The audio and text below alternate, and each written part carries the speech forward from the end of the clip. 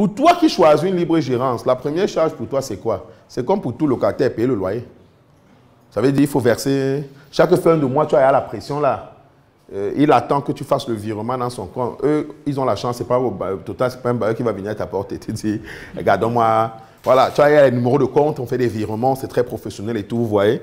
Donc, généralement, c'est des contrats qui ont des délais, hein, c'est très rigide. Chaque peut-être au plus tard 5 du mois suivant, tu dois avoir fait le virement et tout et tout.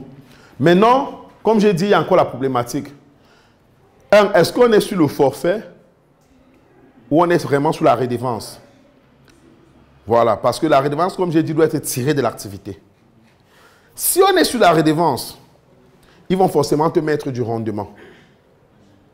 Parce que quand on est sur un forfait, quand tu tournes, quand tu ne tournes pas, tant qu'ils ont leur somme forfaitaire, tu peux même aller prêter pour les payer. Ce n'est pas leur problème. Mais quand il faut regarder la réalité de l'activité, parce que si tu es dans une zone enclavée, tu peux parler sur le forfait. Tu n'es même pas sûr que ça va passer. Mais eux aussi peuvent estimer à un moment donné que, gars, ce n'est pas parce que quand tu fais 10 000, je prends 10%. Non, il faut que tu fasses minimum 500 000. Il va commencer à avoir ce qu'on appelle les seuils.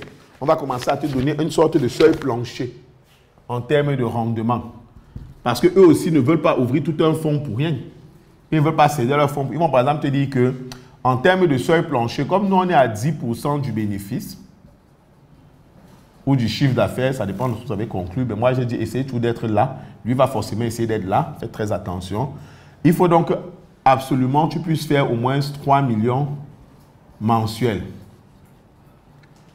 Parce que si tu fais 3 millions de CA, moi, je sais que j'aurai 300 000.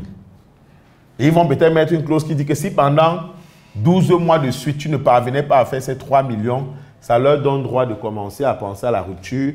Parce qu'il faut peut-être qu'eux ils cherchent un autre gérant qui peut être plus performant que toi.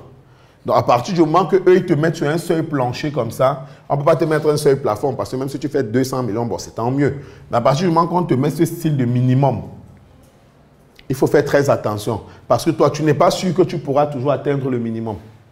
Or, si après 12 mois, ils sont prêts à te chasser, est-ce qu'après 12 mois pour autant, même si tu n'atteins pas le minimum, tu auras au moins se rentabiliser?